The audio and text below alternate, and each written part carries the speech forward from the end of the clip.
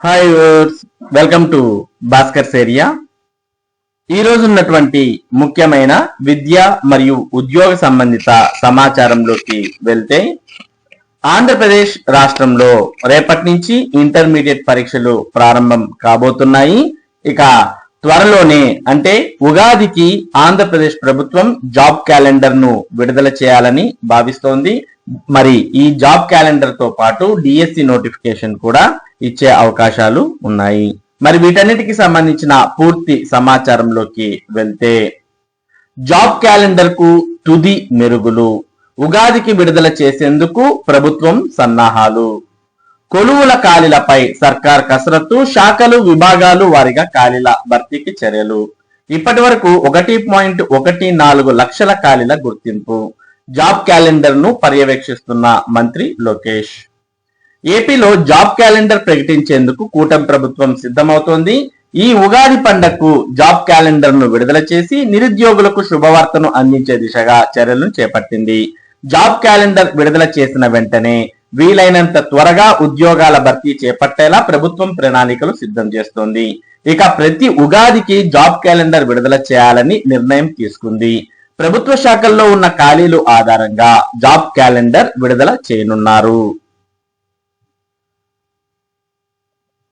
Job calendar విడుదల ఏర్పాట్లను రాష్ట్ర విద్యా ఐటీ శాఖల మంత్రి నారా లోకేష్ స్వయంగా పర్యవేక్షిస్తూ అధికార యంత్రాంగంకు అవసరమైన ఆదేశాలు ఇస్తున్నారు. తాజాగా ఉన్నతాధికారులతో మంత్రి నారా లోకేష్ సమావేశం నిర్వహించారు. ఈ సమావేశంలో ఆయన జాబ్ క్యాలెండర్ విడుదలపై కీలక ప్రకటన చేశారు. రానున్న ఉగాది పండగకు జాబ్ క్యాలెండర్ విడుదలకు ఏర్పాట్లు చేయాలని ఉన్నతాధికారులకు స్పష్టమైన ఆదేశాలు జారీ చేశారు. దీంతో అధికార యంత్రాంగం ఉద్యోగ ఖాళీలను గుర్తించే పనిలో నిమగ్నమైనట్టు తెలుస్తోంది. 25 విభాగాల ఇంటిగ్రేషన్ పూర్తి. జాబ్ క్యాలెండర్ ప్రకటనకు ఖాళీల వివరాలను శాఖల వారీగా ప్రభుత్వం సేకరిస్తోంది. మొత్తం ఖాళీల వివరాలు వచ్చిన అనంతరం ఆర్థిక శాఖ అనుమతితో క్యాలెండర్ విడుదల చేయనుంది. ఇప్పటి వరకు 25 విభాగాలలో ఖాళీల లెక్క తేలింది. 1,14,899 ఖాళీలను గుర్తించారు. కూటమి ప్రభుత్వం వచ్చిన తర్వాత 16,347 పోస్టులతో మెగా డిఎస్సి నిర్వహించింది. కేవలం 150 రోజుల్లో నియామక ప్రక్రియను పూర్తి చేసింది. 6,000 కానిస్టేబుల్ పోస్టులను సైతం కూటమి ప్రభుత్వం భర్తీ చేసింది. ఇప్పుడు శాఖల వారీగా ఖాళీల జాబితాను సేకరించి ఉద్యోగాల భర్తీని చేపట్టేందుకు సర్కార్ కసరత్తు చేస్తోంది. అన్ని శాఖల్లో మంజూరైన పోస్టులు, ఖాళీలు, కాంట్రాక్ట్ ఉద్యోగుల వివరాలను సేకరిస్తోంది. ఆర్థిక శాఖ ఆధ్వర్యంలోని నిధి హెచ్ఆర్ఎంఎస్ పోర్టల్లో వివరాలన్నీ నమోదు చేయిస్తోంది.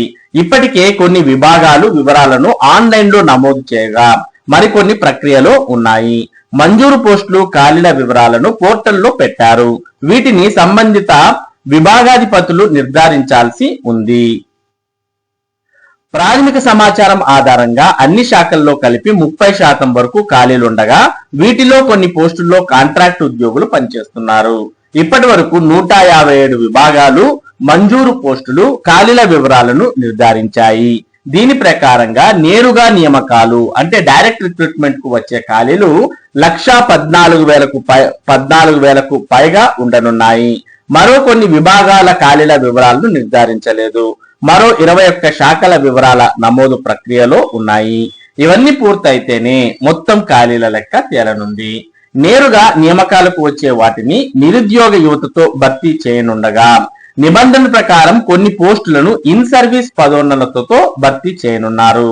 ఆర్థిక శాఖ వద్ద ఉన్న వివరాల ప్రకారం రెవెన్యూ శాఖలో మొత్తం ఖాళీలు 13,000గా ఉన్నాయి. ఈ శాఖలోని 7 హెచ్ఓడీలు ఇప్పటి వరకు 4,787 ఖాళీలను నిర్ధారించాయి. వీటిలో నేరుగా నియామకాలకు వచ్చేవి 2,552 కావడం గమనార్హం. ఉన్నత విద్యాశాఖలో 7,000 పోస్టులు ఖాళీగా ఉన్నాయి.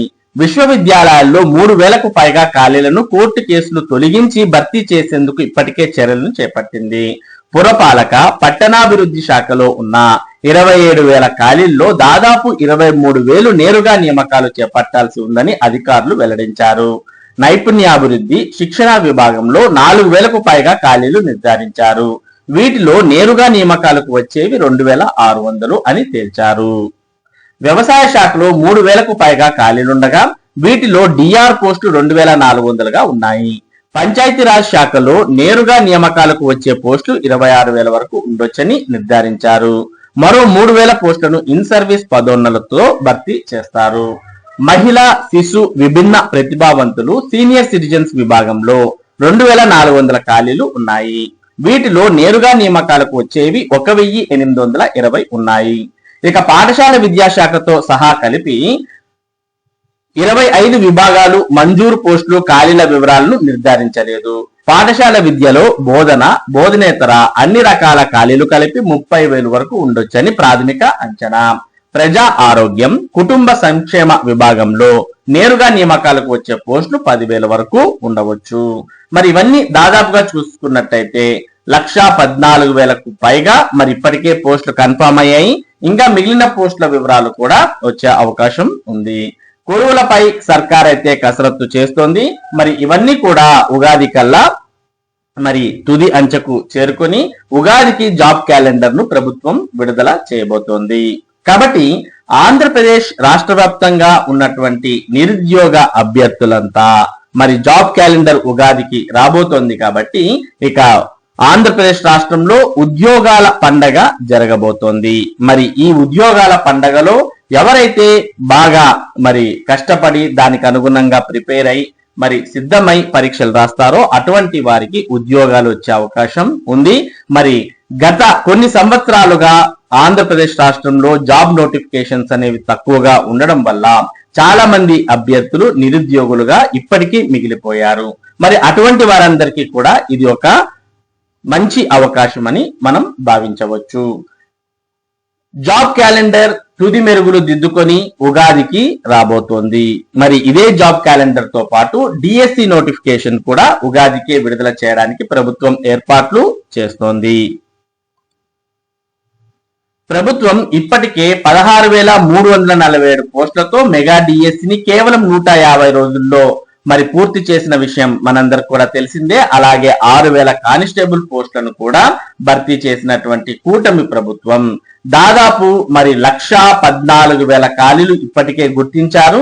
ఇంకా ఖాళీలను గుర్తించబోతున్నారు. మరి అన్ని కలుపుకుంటే దాదాపుగా 1,50,000 వరకు ఆంధ్రప్రదేశ్ రాష్ట్రంలో ఖాళీలు ఉండబోయే అవకాశం ఉంది. మరి ఈ 1,50,000 పోస్టుల్లో ఎన్ని పోస్టులను మరి డైరెక్ట్ రిక్రూట్మెంట్ ద్వారా భర్తీ చేయబోతున్నారు అనే దాన్ని బట్టి మరి ఉగాదికి రాబోయే జాబ్ క్యాలెండర్ విడుదల చేయబోతున్నారు. మరి అన్ని సజావుగా సాగితే ఉగాదికి జాబ్ క్యాలెండర్ రాబోతోంది. ఇది ఆంధ్రప్రదేశ్ రాష్ట్రానికి సంబంధించి జాబ్ క్యాలెండర్ మరియు డిఎస్సికి సంబంధించినటువంటి ముఖ్యమైన సమాచారం. ఇటువంటి ముఖ్యమైన సమాచారాన్ని భాస్కర్ సేరియా మీకు అందిస్తూ ఉంటుంది. మరి ఈ సమాచారం మీరు మిస్ కాకుండా పొందడానికి మన భాస్కర్ సేరియా యూట్యూబ్ ఛానల్ కు సబ్స్క్రైబ్ అవ్వండి. అలాగే ఈ వీడియోని లైక్ చేస్తే చాలా మందికి చేరుతుంది కాబట్టి లైక్ చేయండి. Thank you for watching this video.